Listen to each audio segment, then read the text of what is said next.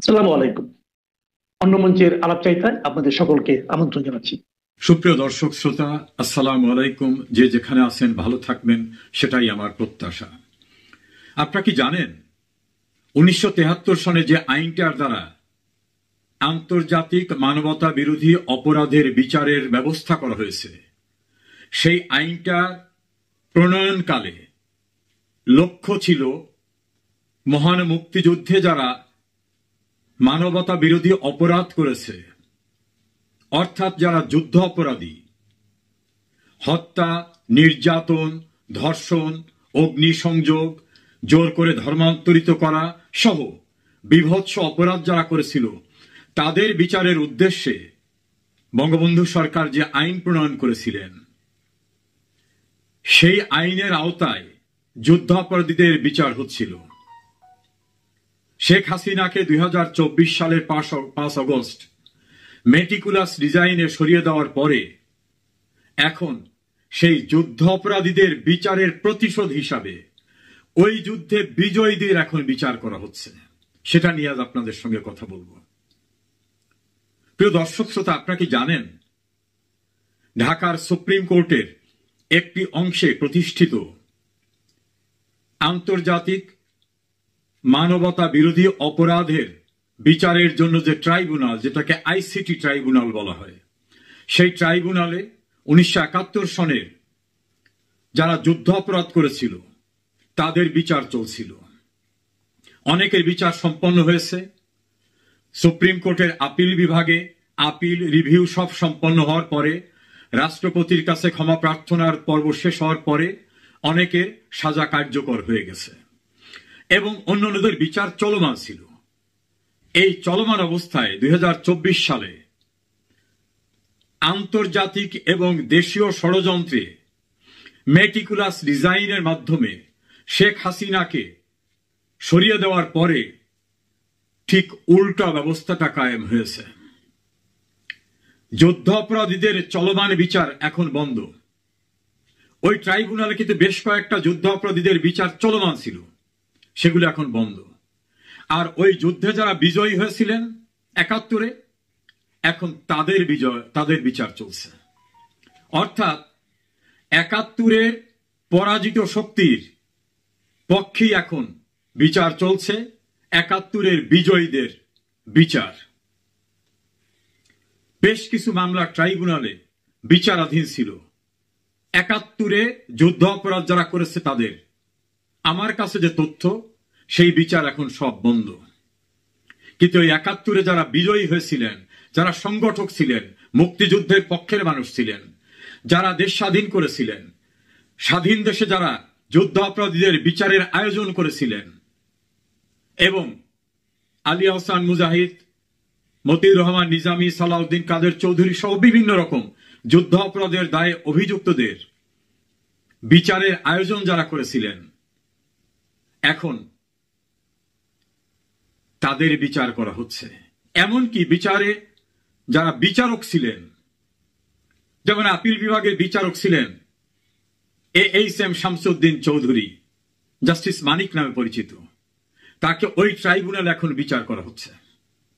যিনি যুদ্ধ অপরাধীদের অ্যাপিলেট ডিভিশনের বিচারের ফোরামে ছিলেন, মুক্তিযুদ্ধ যারা করেছিলেন, হাসানুল ওয়াকিনু, রাশেদ খান মেনন, আমির হোসেন আমু, এরকম অসংখ্য নাম বলে শেষ করা যাবে না, এবং মুক্তিযুদ্ধের অন্যতম সংগঠক যারা ছিলেন, যোদ্ধা ছিলেন, আজ তাদেরকে সেই ট্রাইব্যুনালে নিয়ে বিচার করে কার্যত বুঝিয়ে দেওয়া হচ্ছে যে 71-এ তোমরা বিজয়ী হয়েছিলা, পরাজিতদের বিচার করেছ, আজ সেই ট্রাইব্যুনালে তোমাদের বিচার করা হচ্ছে। বিষয়টা এরকম না। 71-এর পরাজয়ের প্রতিশোধ নিতে 71-এর বিজয়ীদের বিচার করা হচ্ছে। যে নামেই বলুক, 24 জুলাই, অগস্ট আন্দোলন ইত্যাদি ইত্যাদি যাই বলুক, বাস্তবতা কিন্তু মহান মুক্তিযুদ্ধে যারা পরাজিত হয়েছিল, সেই পরাজয়ের প্রতিশোধ নিতেই এখন বাংলাদেশের আইসিটি ট্রাইব্যুনালে বিচার চলছে। আর যুদ্ধ অপরাধীদের বিচারের দুঃসাহসী আয়োজন যিনি করেছিলেন, বঙ্গবন্ধু কন্যা শেখ হাসিনা, তাকে সাজা দেওয়ার জন্য হয়তো রায় প্রস্তুত ঘোষণা হতে বাকি। একইভাবে বীর মুক্তিযোদ্ধা আসাদুজ্জামান কামাল, আর একজনাকে তো রাজসাক্ষী করে তাকে হয়তো ক্ষমা করা হতে পারে, তাকে দিয়ে স্টেটমেন্ট নেওয়ানো হচ্ছে। এভাবেই মুক্তিযুদ্ধের বাংলাদেশে বিজয়ীদের বিচার হচ্ছে পরাজিতদের চাহিদা অনুযায়ী, পরাজিতদের আয়োজন অনুযায়ী। কোথায় যাচ্ছে বাংলাদেশ? এটাই তো বাস্তবতা। যুদ্ধাপরাধীদের বিচার বন্ধ করে রেখে যুদ্ধের বিজয়ীদের বিচার করা হচ্ছে।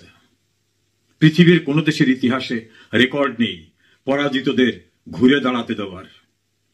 বঙ্গবন্ধু তার মহানুভবতা দিয়ে পরাজিতদেরও ক্ষমা করেছিলেন অনেককে। যারা সুনির্দিষ্ট অপরাধে অভিযুক্ত তাদের বিচার হবে, এটা তিনি আইন করেছিলেন। কিন্তু সেই বিচার প্রক্রিয়া শুরু হওয়ার পূর্বেই তো বঙ্গবন্ধুকে নির্মমভাবে হত্যা করা হয়। সে হত্যার সঙ্গেও জড়িত ছিল ৭১-এর পরাজিত শক্তি, তাদের দেশীয় এবং বিদেশি সহযোগীরা। কোথায় যাচ্ছে বাংলাদেশ? বাঙালি বারবার আঘাতপ্রাপ্ত হয়েছে, কিন্তু ঘুরে দাঁড়িয়েছে। হয়তো আবারও আরেকটি কঠিন লড়াইয়ের জন্য বাঙালি জাতিকে প্রস্তুত হতে হবে, কারণ পরাজিতদের ক্ষমা করা, এটা হয়তো ইতিহাস বলবে এটা ভুল ছিল। আজকে মোটামুটি 3টে বড় খবর নিয়ে আপনাদের সঙ্গে আলোচনা করব। 3টেই খুব গুরুত্বপূর্ণ। এক হচ্ছে আপনাদের ক্যান্টনমেন্টের কি অবস্থা, 2 হচ্ছে এই যে জুলাই প্রক্লেমেশনের যে খসড়া সেটা একটা তৈরি হয়েছে, তা নিয়ে কি চলছে, আর 3 নম্বর ইউনূসের তড়িঘড়ি দেশে ফেরা কেন। তো এই 3টে খবর আমি খুব তাড়াতাড়ি ছোট ভিডিওর মধ্যে করার চেষ্টা করব, যাতে আপনাদের ধৈর্যচ্যুতি না ঘটে। প্রথমে ক্যান্টনমেন্ট দিয়ে শুরু করি। ক্যান্টনমেন্টের অবস্থা কিন্তু খুব খারাপ। কে কার পিঠ বাঁচাবে এখন সেই অবস্থা। তারপরে যে ওই আপনাদের একটা চিঠি একটা যেটা জারি করা হয়েছে, একটা সরকারি একটা আদেশ, সেই আদেশনামায় বলা হয়েছে যে ওইখানে একদম লাল বিল্ডিং করে ক্যান্টনমেন্টের ভেতরে সেটাকে সাব জেল ঘোষণা করে সেখানেই বিচার করা হবে। এতে আগুনে একদম হিট পড়েছে, একবার দাউ দাউ করে চলছে। এখন তো কে ভেতরে যাবে কে বাইরে থাকবে তার তো কোনো ঠিক নেই। এখন এই জুলাই প্রক্লেমেশনে যে ঘোষণাপত্র হয়েছে সে ঘোষণাপত্র সেনাবাহিনীর হাতে গিয়েছে, ফলে সেনাবাহিনীর ভেতরে একটা প্রচন্ড রকমের অস্থিরতা দেখা দিয়েছে। এর মধ্যে আবার এই একটা অনুষ্ঠানে বোধহয় 20 তারিখ না কত একটা অনুষ্ঠানে একটা যাওয়ার কথা ছিল ওয়াকারুজ্জামানের, তিনি বোধহয় যাচ্ছেন না, লেফটেন্যান্ট জেনারেল শাহিনকে পাঠানো হচ্ছে। ওয়াকারুজ্জামান এখন ঘরের মধ্যে খিল দিয়ে প্রায় বসে থাকার মতো অবস্থা, বাইরে প্যারা কমান্ডো লাগিয়ে দিয়েছেন। এই হচ্ছে মোটামুটি অবস্থা। তবে ওয়াকার এখনো একটা ওই গিলোটিন থেকে মাথা বার করার চেষ্টা করছেন, যদি এখন এই সবার সঙ্গে মিলে মিশে যদি একটা কিছু করা যায়।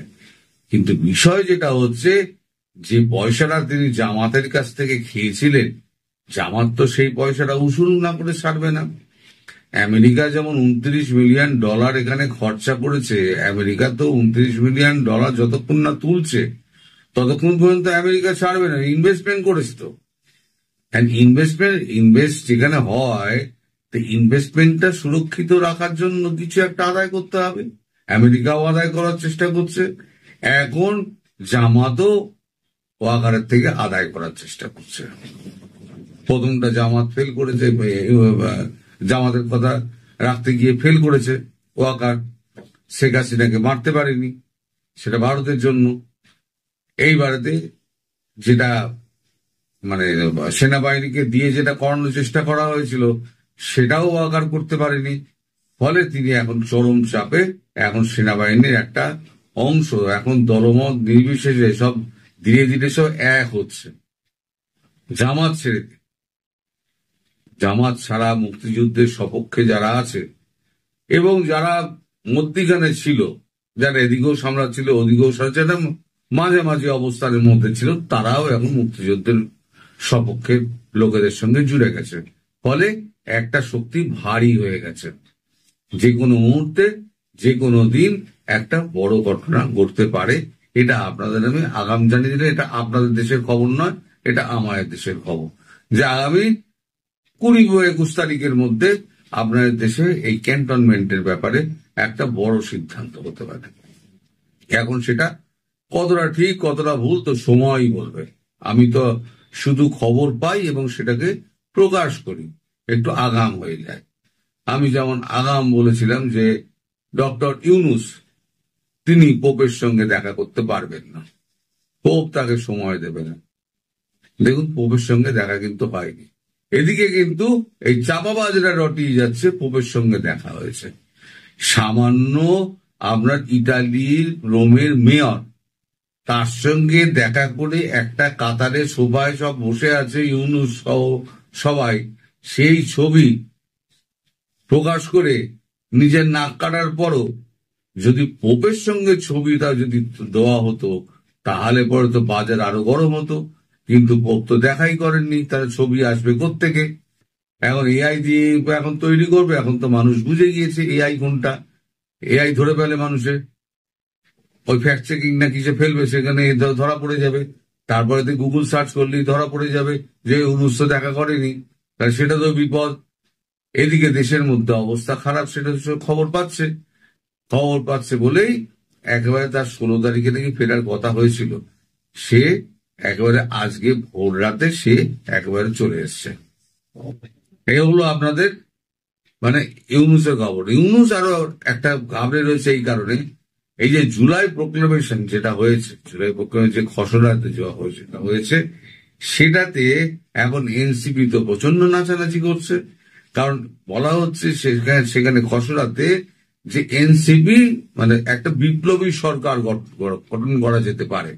এখন বিপ্লবী সরকার যদি হয়, তারপরে এনসিপির বারবারন্ত তারা নাচানাচি কাল রাত্রি থেকে নাচানাচি শুরু করে দিয়েছে। এখন সেক্ষেত্রে ইউনূসের বিপদ কোথায়? কারণ ইউনূস তো নিজের গদি রক্ষার জন্য ওই এনসিপি কেও কাঁচি করে দিয়েছিলেন, উনি সবাইকে কাঁচি করেছেন।